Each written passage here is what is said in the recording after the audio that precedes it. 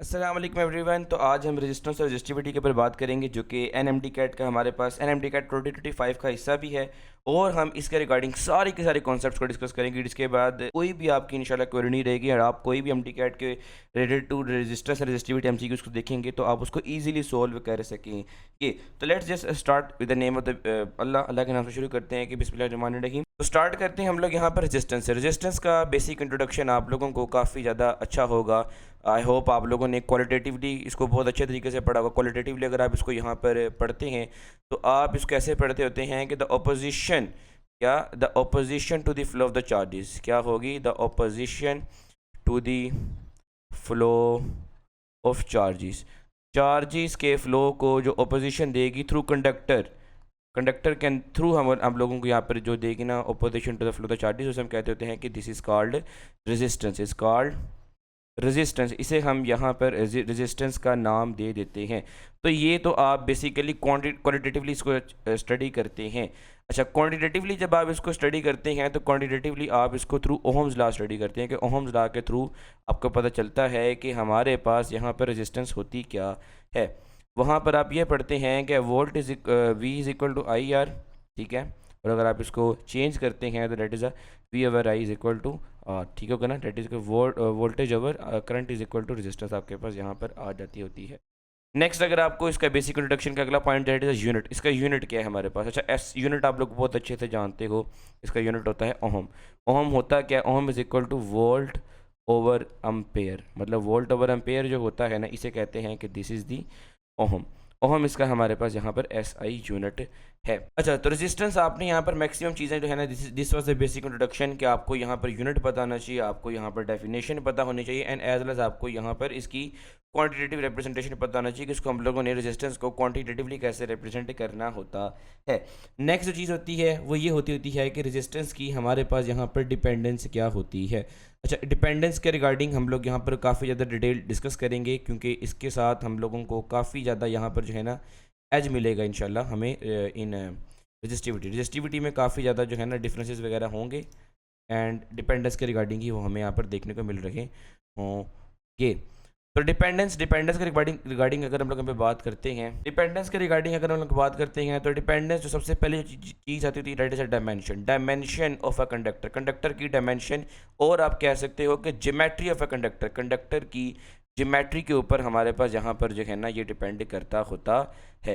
अच्छा, ज्योमेट्री क्या होती है? अब ज्योमेट्री में आप लोगों को अच्छे तरीके से पता होना चाहिए कि इसमें एरिया भी आता है, ठीक है, इसमें आपके पास यहाँ पर लेंथ भी आ जाती है, और इसमें साथ ही साथ आपके पास यहाँ पर वॉल्यूम भी आ जाता होता है, ठीक है। तो ये चीज़ें हमारे पास यहाँ पर ज्योमेट्री होती है। तो रेजिस्टेंस जो होती है ना, it depends upon the geometry of a conductor और dimension of a conductor. Second चीज़ हमारे पास होती है that is temperature dependent factor है resistance, and as well as हमारे पास यहाँ पर प्रेशर डिपेंडेंट भी होता है, ठीक है। अच्छा, तो ये हमारे पास यहाँ पर इसकी डिपेंडेंस के रिगार्डिंग हम लोगों ने यहाँ पर स्टडी कर लिया है। अगली जो चीज़ हमारे पास दैट इज़ के रजिस्टिविटी हमारे पास यहाँ पर क्या होती है? रजिस्टिविटी के रजिस्टिविटी को अगर मैं आसान तरीक़ों से समझाऊंगा, रजिस्टिविटी का बेसिकली क्वांटिटेटिव अगर आप पढ़ना चाहते हैं तो सिंपल डेफिनेशन ये होती है कि किसी भी 1 मीटर की सब्सटेंस की जो रेजिस्टेंस होगी उसे हम लोग कह देते हैं कि ये रेजिस्टिविटी है। So resistance of a 1 metre cube of a substance is known as हमारे पास यहाँ पर किसे हम रेजिस्टिविटी कहते होते हैं। अच्छा, तो रेजिस्टिविटी का अगर हम लोग सिंबल के बारे में बात करें तो इसका कुछ सिंबल ऐसा सा होता है, ठीक है। इसको अगर आप क्वांटिटेटिवली स्टडी करते हैं तो आप अच्छे तरीके से जानते हैं कि R is equal to P L over A, और हम लोग इसको ऐसे भी लिख सकते हैं कि P is equal to R A over L, ठीक है। अब यहाँ पर अगर हम इसका यहाँ यूनिट के बारे में बात करते हैं, अगर हम यूनिट के रिगार्डिंग बात करते हैं तो उसका यूनिट होता है ओहम मीटर। क्या होता है? इसका यूनिट होता है ओहम मीटर, ठीक है। अच्छा, तो अब यहाँ पर कुछ लॉजिकल चीज़ भी आपको पता होनी चाहिए है हमारे, क्योंकि एजुकेशन सिस्टम की सबसे बड़ी जो फेलियर चीज़ है वो ये है कि हम बस पढ़ी जा रहे हैं मगर हमें ये नहीं पता है कि बेसिक हम लोग पढ़ क्यों रहे हैं।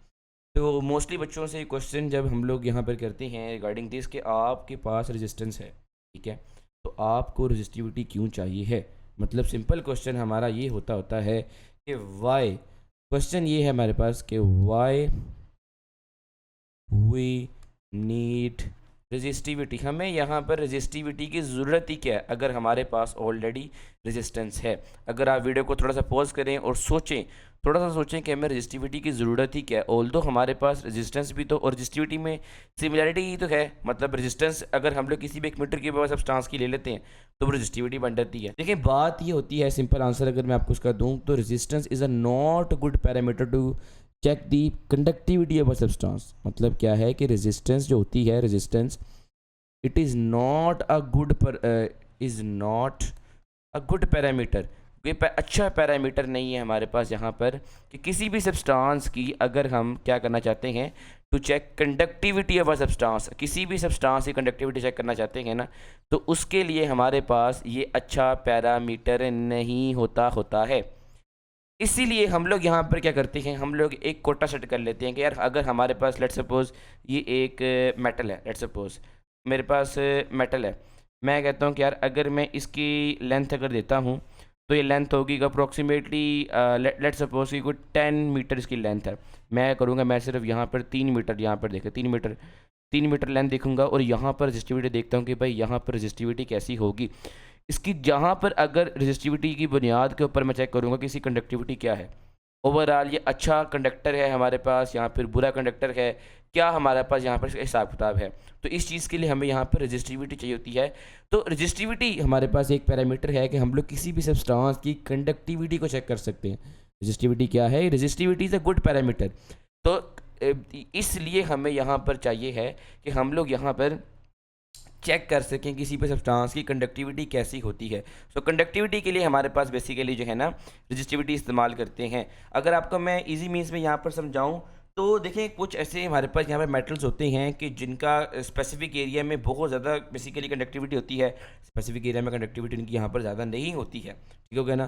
कहीं पर बहुत ज़्यादा कंडक्ट कर देते हैं, कहीं पर बहुत ज़्यादा कम कंडक्ट करते हैं। तो रेजिस्टेंस हमारे पास चेक करना कि भाई अगर हम देखेंगे एक जगह पर लेट्स सपोज यहाँ पर है स्पेसिफिकली ये वाला जो कंडक्टर हमारे पास मेटल पड़ा है, ये वाला यहाँ पर बहुत अच्छा कंडक्ट कर रहा है, यहाँ पर इसकी कंडक्टिविटी ख़राब है। तो इस बुनियाद पर आपको यहाँ पर जज करना कि यार हम लोग कैसे जज करें इसको कि यहाँ पर तो कंडक्टिविटी इसकी अच्छी है, वहाँ पर कंडक्टिविटी इसकी अच्छी नहीं है। इसलिए हम लोग रेजिस्टिविटी रख लेते हैं कि यार एक स्पेसिफिक हमारे पास रीजन फिक्स्ड है, एरिया फिक्स्ड है, यहाँ से हम लोगों ने जज करना है कि बेसिकली ये मेटल जो है ये कितना कंडक्टिव है, कितनी कंडक्टिविटी है इसकी हमारे पास।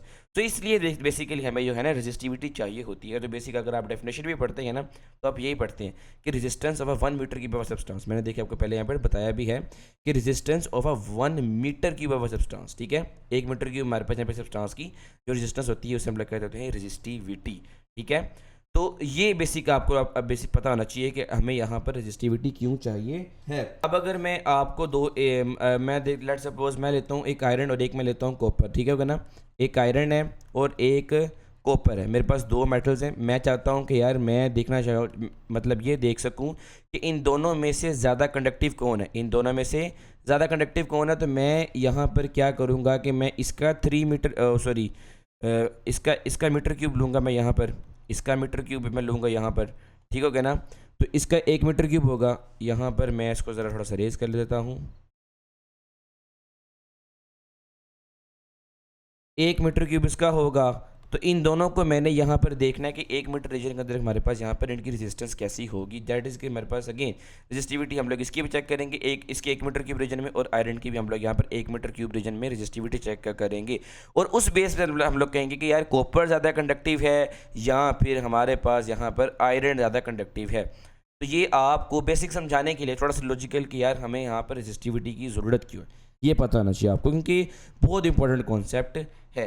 अच्छा, तो आगे हम लोग यहाँ पर चलते हैं, डैट इज़ के डिपेंडेंस का डिफरेंस। मैंने पहले भी बताया कि एमडी कैट में इसका रिगार्डिंग बहुत एमसीक्यूज आते हैं कि डिपेंडेंस के रिगार्डिंग हमें यहाँ पर काफ़ी ज़्यादा चीज़ें जो है ना पता होने चाहिए हैं। तो एक आप लोगों ने यहाँ पर एक ड्राफ्ट बनाना है, यहाँ पर आप लोगों ने एक लाइन लगा लेनी है कि रेजिस्टेंस किस चीज़ पर डिपेंड करती है, रेजिस्टेंस डिपेंडेंस, ठीक है। एंड एज वेल एज हमारे पास यहाँ पर रेजिस्टिविटी की आपने डिपेंडेंस का ड्राफ्ट बना लेना है। सबसे पहला पॉइंट दैट इज के डायमेंशन और geometry of a conductor. Geometry of a conductor के ऊपर हमारे पास यहाँ पर बेसिकली रेजिस्टेंस डिपेंड करती है। सेकंड जो चीज़ मैंने आप लोगों को बताई थी डैट वाज टेम्परेचर, कि टेम्परेचर ऑफ कंडक्टर के ऊपर बेसिकली यहाँ पर रेजिस्टेंस जो होती है वो डिपेंड करती है। इसी तरह अगर मैं यहाँ पर प्रेशर के रिगार्डिंग बात करता हूँ तो प्रेशर के ऊपर भी हमारे पास यहाँ पर डिपेंड करती है। और चौथी जो चीज़ हमारे पास रेजिस्टेंस होती है ये डिपेंड करती है कि नेचर ऑफ कंडक्टर कैसी है, कंडक्टर की नेचर कैसी है। So it depends upon the nature of a conductor as well. अब हम बात करते हैं रिगार्डिंग रेजिस्टिविटी। रेजिस्टिविटी का सबसे ज़्यादा मेन पॉइंट, इसको मैं कलर चेंज कर कर आपको यहाँ पर समझाने की कोशिश करता हूँ। देखिए resistivity it doesn't is it can not be influenced by geometry of conductor, so doesn't get affected by geometry of a conductor. मतलब कंडक्टर की ज्योमेट्री से इसे कोई फ़र्क ही नहीं पड़ता। आप लेंथ बढ़ाएं, आप लेंथ कम करें, आप एरिया कम करें, आप वॉल्यूम कम करें, जितना मर्जी करें, रेजिस्टिविटी को यहाँ पर कोई फ़र्क नहीं पड़ेगा। बहुत important point, this is literally very important point. इसका रिगार्डिंग काफ़ी ज़्यादा एमसीक्यूज हमारे पास पास्ट पेपर्स MD-CAT में भी आ चुके हुए हैं। सेकेंड चीज़ होती है डेट इज़ की रेजिस्टिविटी जो होती है it is temperature dependent. Resistivity भी हमें यहाँ पर टेम्परेचर डिपेंडेंट होती है। अगली जो चीज़ हमारे पास यहाँ पर होती है डेट इज़ के नेचर ऑफ अ कंडक्टर, के कंडक्टर की नेचर के ऊपर बेसिकली जो है यहाँ पर ये डिपेंड करती है रेजिस्टिविटी। अब इन दोनों के यहाँ पर जो अगर टेम्परेचर का जो यहाँ पर रिलेशन होगा वो यहाँ पर रेजिस्टेंस में जो हमें टेम्परेचर का जो रिलेशन मिलेगा वो इन्वर्स होगा। तो मतलब यहाँ पर दोनों का इन्वर्स रिलेशन होगा। अगर रेजिस्टेंस टेम्परेचर सॉरी मजाक के तौर पर हम लेते हैं, अगर यहाँ पर टेम्परेचर बेसिकली बढ़ाने से रेजिस्टिविटी बढ़ती है तो टेम्परेचर के बढ़ाने से रेजिस्टेंस जो होती है वो कम हो जाती है।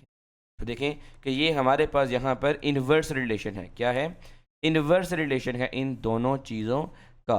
अगर टेम्परेचर का जो यहाँ पर बेसिकली जो पैरामीटर होगा वहाँ पर टेम्परेचर का पैरामीटर ऑपोजिट होगा। कंडक्टर की नेचर के ऊपर जैसे हमारे पास पैरामीटर होगा वो वहाँ पर डिफरेंट होगा। और दूसरी बात यहाँ पर तो ज्योमेट्री ऑफ मॉलिक्यूल मतलब कंडक्टर से तो हमें यहाँ पर बेसिकली रेजिस्टिविटी जो होती है ना उसकी कोई इन्फ्लुएंस ही नहीं है। ठीक है, तो आपने इस चीज़ को अच्छे तरीके से यहाँ पर मद्देनज़र रखना है। मोर ओवर हम यहाँ पर आगे मूव करते हैं। अच्छा, तो अब हम कुछ यहाँ पर क्वेश्चंस को सोल्व कर लेते हैं ताकि आपने जब भी पढ़ा है इसको साथ साथ हम यहाँ पर रिवाइज भी करते जाएं। तो पहला क्वेश्चन ये है कि एक वायर है, उसको मैंने यहाँ पर 2 हाफ्स में कट कर लिया। Wire is cut into 2 half. तो what will be the specific resistance. तो पहला क्वेश्चन ये है कि आपने एक वायर के 2 टुकड़े कर दिए तो आपके पास उसकी यहाँ पर स्पेसिफिक रेजिस्टेंस क्या होगी। 3 ऑप्शंस आपके पास होंगे, आपको यहाँ पर अच्छे तरीके से यहाँ पर सोचना पड़ेगा। डैट इज़ के हमारे पास यहाँ पर उसकी स्पेसिफिक रेजिस्टेंस हाफ हो जाएगी, स्पेसिफिक रेजिस्टेंस डबल हो जाएगी, या फिर उसकी स्पेसिफिक रेजिस्टेंस जो होती है ये हमारे पास यहाँ पर 4 टाइम्स हो जाएगी। ठीक हो गया। और यहाँ पर डेल्टा ऑप्शन होगा रिमेन्स कांस्टेंट। वीडियो को पॉज करें और आप इसको यहाँ पर एटलीस्ट सिंसियर होकर अपने साथ उसको सोल्व करें। अगर आपने आंसर नहीं भी ढूंढा है तो टेंशन ही लेनी है क्योंकि we have always go to back. तो देखिए शुरू करते हैं हम लोग इसका सोल्यूशन। स्पेसिफिक रेजिस्टेंस का आपको यहाँ पर अच्छे तरीके से पता होना चाहिए कि स्पेसिफिक रेजिस्टेंस एक्चुअली में होती क्या है। स्पेसिफिक रेजिस्टेंस होती है, इसे कह देते हैं रेजिस्टिविटी। ठीक है, तो स्पेसिफिक रेजिस्टेंस बेसिकली हमारे पास यहाँ पर रेजिस्टिविटी ही होती है। तो अगर मैं बेसिकली वायर को हाफ में कट भी कर दूँ या समर्थी कर दूँ, स्पेसिफिक रेजिस्टेंस यानी कि रेजिस्टिविटी को कोई भी इफेक्ट यहाँ पर नहीं होता है। मैंने पहले भी बात की है कि रेजिस्टिविटी के ऊपर यहाँ पर नो इन्फ्लुएंस ऑफ ज्योमेट्री की कोई इन्फ्लुएंस ही नहीं है। मतलब अगर मैं लेंथ बढ़ाऊँ, मैं जैसा मर्जी करूँ, कोई भी इन्फ्लुएंस हमें यहाँ पर नहीं देखने को मिल रही होगी। तो right option here will be the delta, कि हमें यहाँ पर कोई भी इन्फ्लुएंस नहीं देखने की वजह से रिमेन्स कांस्टेंट जो होगी ये राइट ऑप्शन होगा। तो वीडियो को दोबारा पॉज करें और आप इस क्वेश्चन को सोल्व करें। अगर आपने नहीं ढूंढा है तो नो प्रॉब्लम, हम लोग इसको यहाँ पर अगेन सोल्व करते हैं। बिस्मिल्लाह। तो देखिए सोल्यूशन अगर हम लोग यहाँ पर से करते हैं तो जो पैरामीटर आपको स्टेटमेंट में दिया जाता है ना, आपने उस पैरामीटर को बेसिकली फार्मूले में लेकर आना होता है। अब यहाँ पर आपको रेजिस्टेंस के साथ वॉल्यूम बनाना पड़ेगा। क्या बनाना पड़ेगा? वॉल्यूम आपको बेसिकली चाहिए होगा। अगर आप इसी क्वांटिटेटिव डेफिनेशन मतलब क्वांटिटेटिवली देखते हैं रेजिस्टेंस को, तो आपके पास यहाँ पर ये फार्मूला बनता है। अब यहाँ पर वॉल्यूम बेसिकली आपके पास एग्जिस्ट ही नहीं करता है। वॉल्यूम एग्जिस्ट नहीं करता तो वॉल्यूम कैसे लेकर आना है? वॉल्यूम के लिए आप लोगों ने यहाँ पर क्या करना है कि दोनों मतलब इन दोनों साइड्स को आप लोगों ने यहाँ पर मल्टीप्लाई कर देना है by multiply right hand side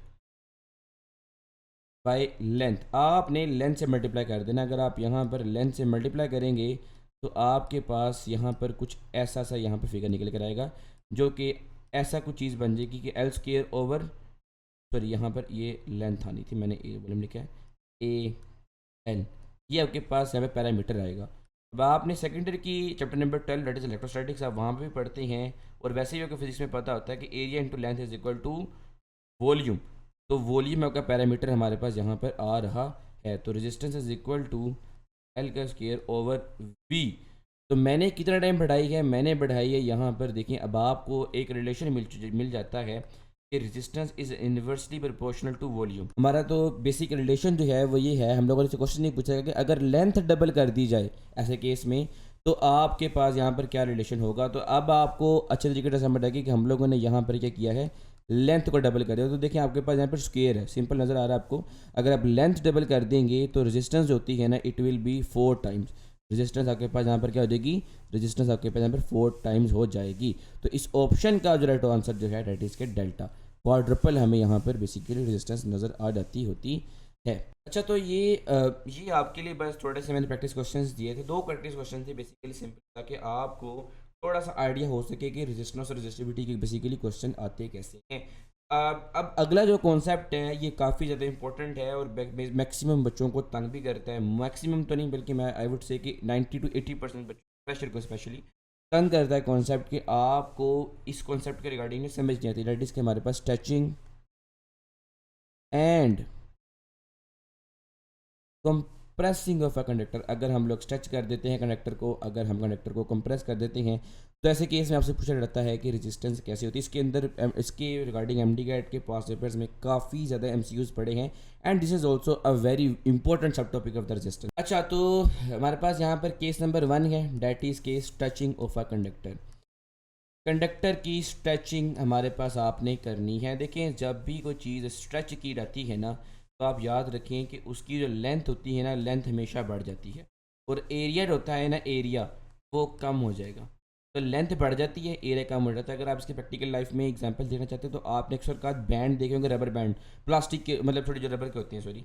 अगर आप उनको स्ट्रेच करते हैं ना, तो स्ट्रेच करते वक्त उनकी लंबाई बढ़ जाती है, मगर उनकी जो चौड़ाई होती है जिसे हम एरिया कहते हैं बेसिकली कम हो जाता है, ठीक है ना, तो लंबाई में बढ़ जाते हैं। तो यही चीज़ हमारे पास यहाँ पर ये है कि अगर आप किसी भी कंडक्टर की स्ट्रेच करते हैं, ऐसे केस में हमारे पास यहाँ पर लेंथ डबल हो जाएगी और एरिया जाके पास यहाँ पर कम हो जाएगा। तो लेंथ हमारे पास यहाँ पर 2L हो जाएगी, and on the other side आपके पास यहाँ पर एरिया होता है वो आपके पास क्या हो जाएगा, डैट विल बी हमारे पास यहाँ पर कि कम हो जाएगा। 1/2L हम लोग यहाँ पर इसको बेसिकली करते होते हैं। अगर आप इन वैल्यूज़ को बेसिकली पुट करते हैं रेजिस्टेंस के फार्मूले के अंदर, तो आपके पास यहाँ पर फार्मूला ये है। अगर मैं यहाँ पर पुट करता हूँ 2L हो जाता है रेजिस्टेंस हमारे पास, यहाँ पर एरिया बेसिकली कम हो जाता है। अब ये 2 इधर डिवाइड और ऊपर क्या हो जाएगा, मल्टीप्लाई हो जाएगा, तो that will be 4L over A।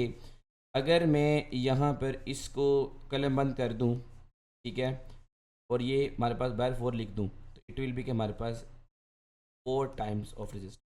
तो रेजिस्टेंस बेसिकली 4 टाइम्स इंक्रीज कर जाएगी। तो आपको एक कंक्लूजन निकलता है कि अगर आप क्या करते हैं, अगर आप बेसिकली यहाँ पर रेजिस्टेंस बढ़ाते हैं किसी भी कंडक्टर की, तो ऐसे केस के अंदर रेजिस्टेंस बढ़ जाती है, सॉरी, जब आप किसी भी कंडक्टर को स्ट्रेच करते हैं। तो स्ट्रेचिंग के केस के अंदर रेजिस्टेंस बढ़ जाती है।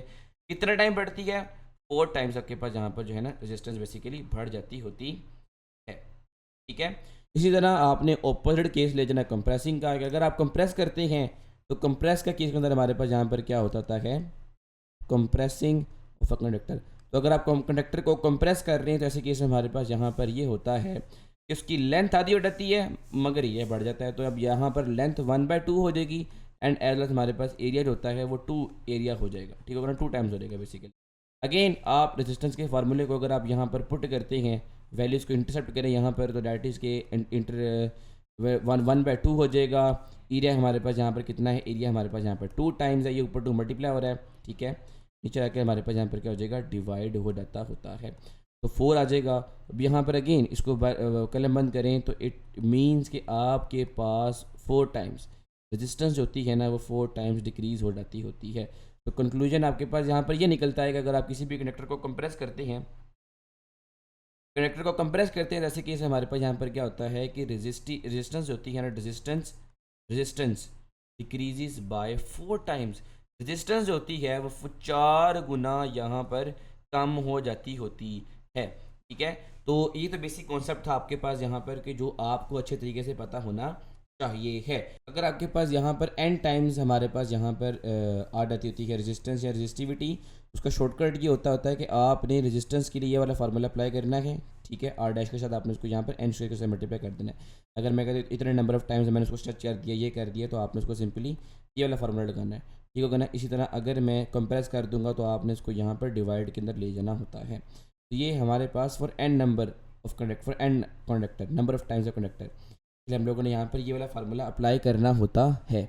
अब बहुत इंपॉर्टेंट चीज़ जो कि मैं पहले भी डिस्कस करता रहा हूँ कि आपसे कि आपको पैरामीटर्स के साथ बेसिकली जो है ना स्पेसिफिकली खेलना आना चाहिए है। तो अब ये प्रैक्टिस क्वेश्चन है अगेन कि अगर मैं यहाँ पर डायमीटर जो है, if diameter of a conductor is double, अगर डायमीटर को मैंने डबल कर दिया है, कीपिंग यहाँ पर कॉमा ना था, कीपिंग वॉल्यूम कांस्टेंट, वॉल्यूम को मैंने कांस्टेंट रखा हुआ है और डायमीटर को डबल कर दिया है, तो what will be the resistance, resistance हमारे पास यहाँ पर क्या होगी।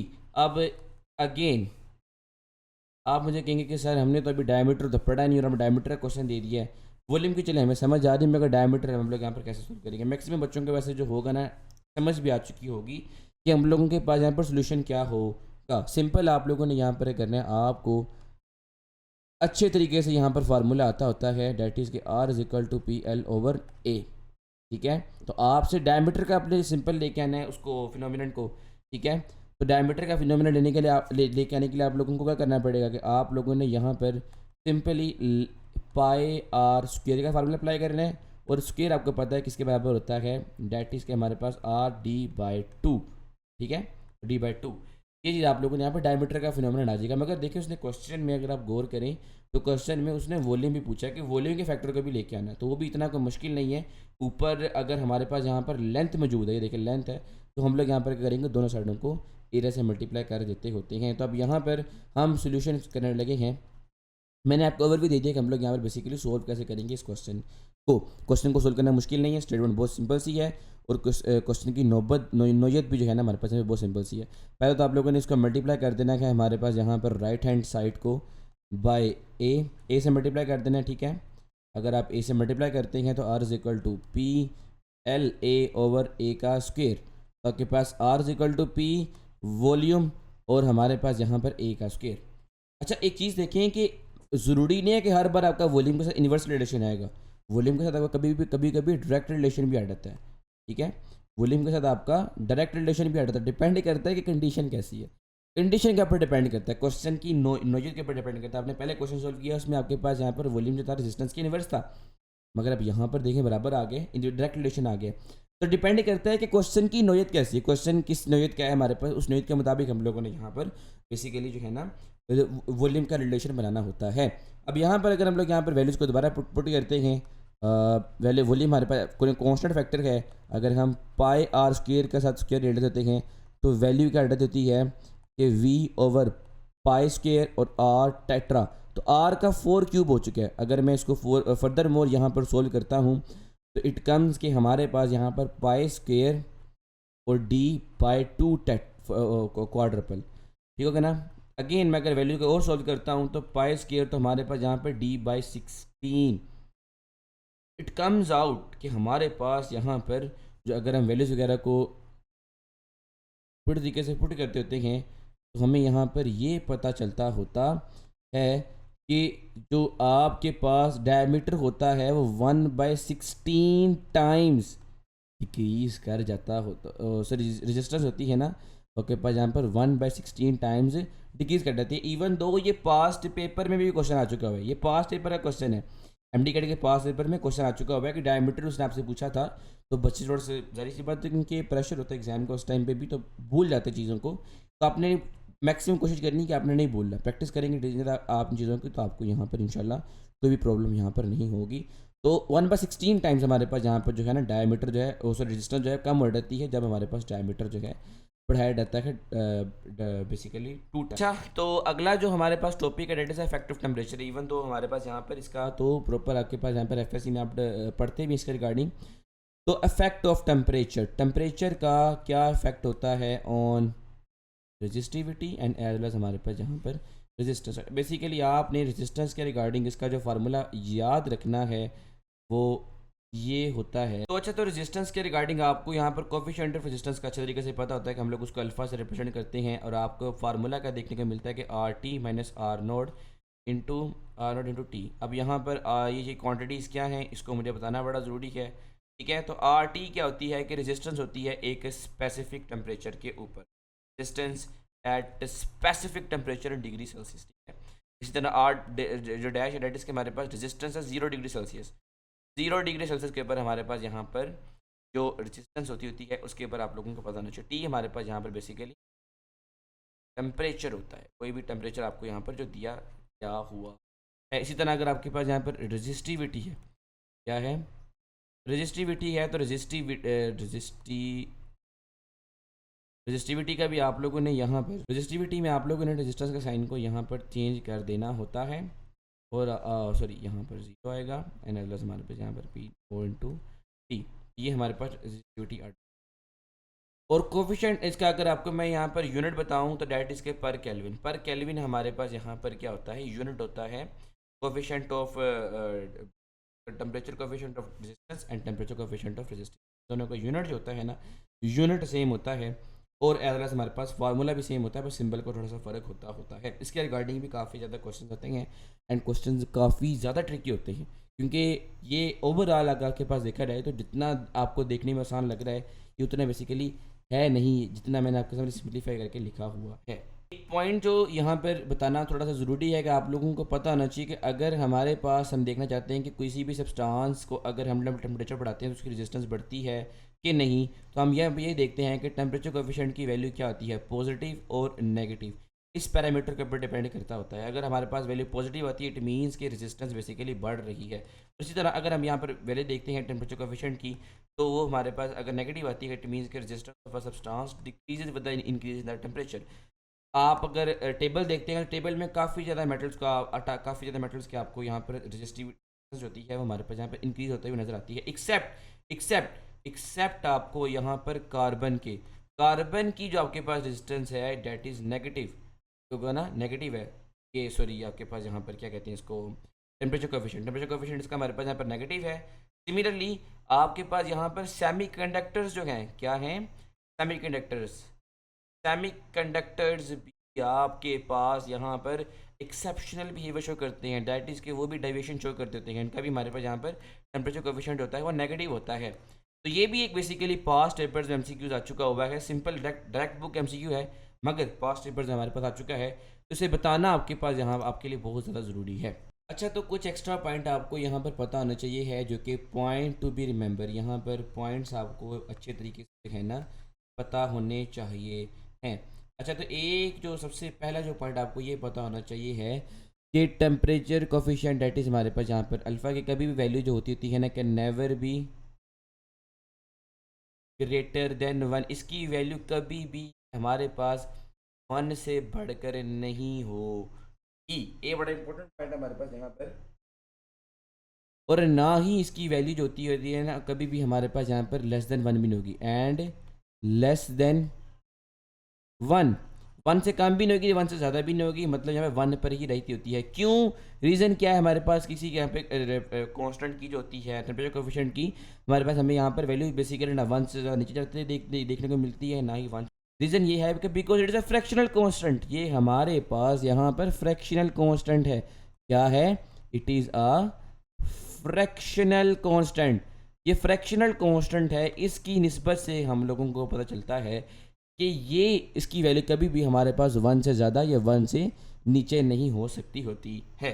दूसरी बात आप लोगों को ये पता होना चाहिए कि अगर आपके पास यहाँ पर टेम्परेचर कोएफिशिएंट की नेगेटिव वैल्यू आ रही है, नेगेटिव वैल्यू मैंने पहले भी बताया आपके लोगों के पास यहाँ पर कि negative value of the means के हमारे पास यहाँ पर सॉरी यहाँ पर इसका मतलब ये होता है कि रेजिस्टेंस जो होती है, रेजिस्टेंस बेसिकली टेम्परेचर के साथ जो है वो डिक्रीज कर रही होती है, करंट के साथ, sorry means resistance increases with current, resistance current के साथ हमें यहाँ पर देखने को मिलती है। इसी तरह अगर आप इसका ऑपोजिट कर लेंगे कि पॉजिटिव वैल्यू का मतलब हमारे पास यहाँ पर ये होता है कि आपके पास जो बेसिकली टेम्परेचर कोएफिशिएंट की पॉजिटिव वैल्यू का मतलब ये होता है कि आपकी रेजिस्टेंस जो होती है वो इंक्रीज करती है विद करंट, करंट के साथ आपको बेसिकली जो है ना ये इंक्रीज करने को देखने को मिल रही होती है। अब कुछ आपके पास हम यहाँ पर प्रैक्टिस क्वेश्चंस करते हैं ताकि आपको ऑब्वियस सी बात है इसकी नोयत का पता चल सके कि हमारे पास यहाँ पर ये किस नोयत के क्वेश्चंस बेसिकली हमारे में से इसके पास से आते होते हैं। तो देखिए सबसे पहले हमारे पास यहाँ पर क्वेश्चन आता है। पहला क्वेश्चन ये है कि द स्मॉलेस्ट रेजिस्टेंस, क्वेश्चन उसने ये पूछा है कि आपके पास स्मॉलेस्ट रेजिस्टेंस क्या होगी कि अगर आप यहाँ पर 50 रजिस्टर्स कनेक्ट करते हो, उनमें से हर एक की जो रेजिस्टेंस आती है वो कितनी है, डेट इज़ के 1/4 आपके पास यहाँ पर रेजिस्टेंस होती है। आप लोगों ने क्या बताना है, आप लोगों ने बताना है स्मॉलेस्ट रेजिस्टेंस के बारे में।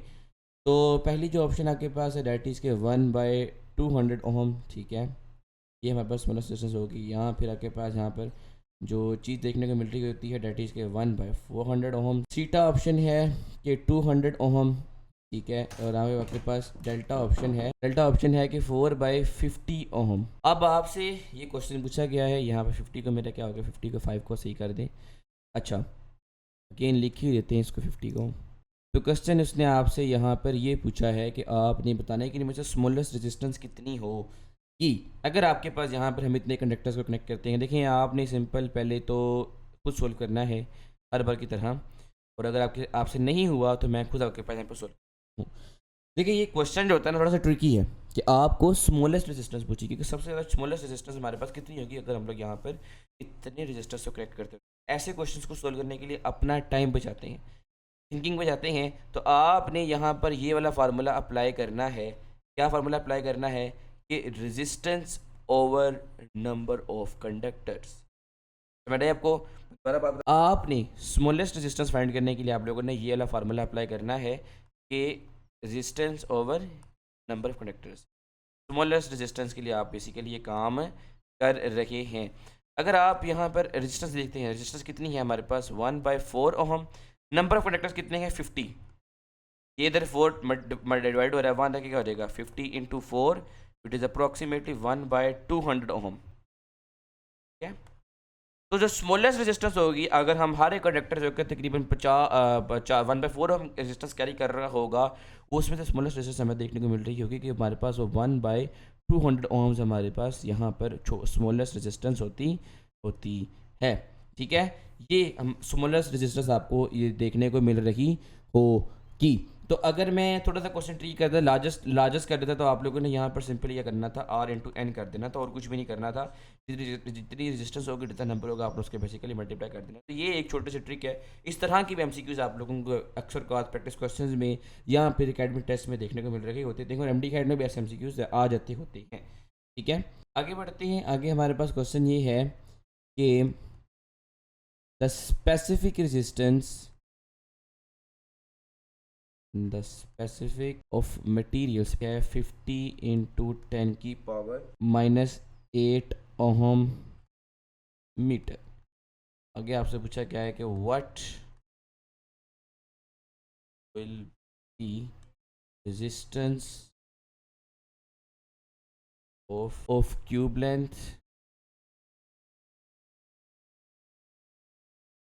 50 सेंटीमीटर इन SI यूनिट्स। SI यूनिट्स के अंदर आप लोगों ने इसकी बेसिकली यहाँ पर फाइंड करनी।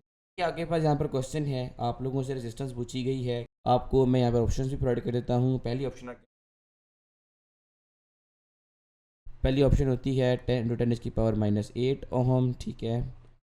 सेकंड ऑप्शन आपके पास यहाँ पर होती है 2.5 इंटू 10 रेज़ की पावर -5 ओहम।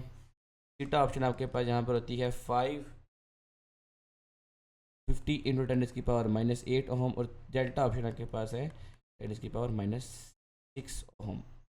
वीडियो को पॉज करें और अगर आपको यहाँ पर अच्छे तरीके से समझ आ चुकी है तो आपने यहाँ पर इस क्वेश्चन को सोल्व करना है, ठीक है। और हम लोग यहाँ पर इसको आप सोल्व करते हैं। देखिए क्वेश्चन को सोल्व करना यहाँ पर थोड़ा सा बेसिकली ट्रिकी तो नहीं है, हम लोग कह सकते हैं, बस थोड़ा सा दिमाग लगाना पड़ेगा आपको। आपसे उसने रेजिस्टेंस मालूम करनी है कि रेजिस्टेंस हमारे पास यहाँ पर क्या है। आप लोगों ने सिंपली यहाँ पर ये वाला फार्मूला अप्लाई करना है, ठीक है। और उसने आप लोगों से यहाँ पर कहा हुआ है कि आपने मीटर की पावर सब्सटेंस की बेसिकली यहाँ पर क्या करने हैं, आपने यहाँ पर रेजिस्टेंस बेसिकली फाइंड करनी है। तो रेजिस्टिविटी की जो वैल्यू आप लोगों को दी गई है वो कितनी है। रेजिस्टिविटी आपके पास यहाँ पर है 50 इंटू 10 रेज़ की पावर -8। और लेंथ की जो आपके पास वैल्यू है डेट इज़ की 50 सेंटीमीटर है, तो इट अप्रॉक्सीमेटली मीन की 50 टू 10 की पावर -8। एरिया की वैल्यू आपके पास यहाँ पर नहीं गिवन है, तो मगर आप एरिया अच्छे तरीके से जानते हो कि एरिया क्या होता है। एरिया होता है metre square which is approximately metre होता है लेंथ के बराबर। तो लेंथ की जो वैल्यू आप लोगों ने उसके यहाँ पर स्क्वायर लेना है, डेट इज़ की 50 इंटू 10 की पावर -2 का हम लोग यहाँ पर स्क्वायर लेंगे। अगर आप इन वैल्यूज़ को अब यहाँ पर सोल्व करना स्टार्ट करते हैं, ठीक है, अगर आप सोल्व वगैरह करते हैं, जैसे यहाँ पर आ जाता है 2510 की पावर -10। यहाँ पर अगर आप देखते हैं तो 2510 की पावर -4, ठीक है। अब यहाँ पर 25 से 25 कैंसिल, आगे हम फर्दर बढ़ते हैं तो 10 की पावर -10 को अगर हम करते हैं पॉजिटिव 4 के साथ, ये नेगेटिव ऊपर आएगा तो पॉजिटिव हो जाएगा, विच मीन्स कि हमारे पास ऑप्शन आता है 10 की power -6 ohm is a right option. तो delta is a right option here कि डेल्टा हमारे पास यहाँ पर इसकी रेजिस्टेंस बेसिकली इंक्रीज कर जाएगी। So this is the question के जो कि आप लोग को यहाँ पर सोल्व करना आना चाहिए है। And these were the question जो कि आपको थोड़े से प्रैक्टिस के रिगार्डिंग मैंने बताए हैं। बाकी आपको यहाँ पर पास्ट पेपर्स को लाजमी ट्राई करना चाहिए है आफ्टर दिस लेक्चर। ये सिंपल बेसिक लेक्चर था रिगार्डिंग रेजिस्टेंस रेजिस्टिविटी, मगर आपको मैक्सिमम क्वेश्चंस जो हैं, मैक्सिमम पोर्शंस जो हैं, मैंने यहाँ पर इंशाल्लाह कोशिश की है अपने एंड से कि आपको मैं कवर कराऊँ। तो बाकी आपके पास एक काम है कि आपने पास्ट पेपर्स को लाजमी सोल्व करना है, नहीं तो हम इंशाल्लाह अगली वीडियो में हम लोग पास्ट पेपर्स को भी कवर करेंगे रिगार्डिंग रेजिस्टेंस एंड रेजिस्टिविटी। अगर आपको यहाँ पर ये लेक्चर बेनिफिशियल लगा है और कहीं ना कहीं आपकी हेल्प हुई है तो डू मेक श्योर कि आप इस वीडियो को लाइक करें and as well as further more channel को सब्सक्राइब भी करें फॉर फ्यूचर अपडेट्स। जज़ाकल्लाह खैर, अल्लाह हाफिज़।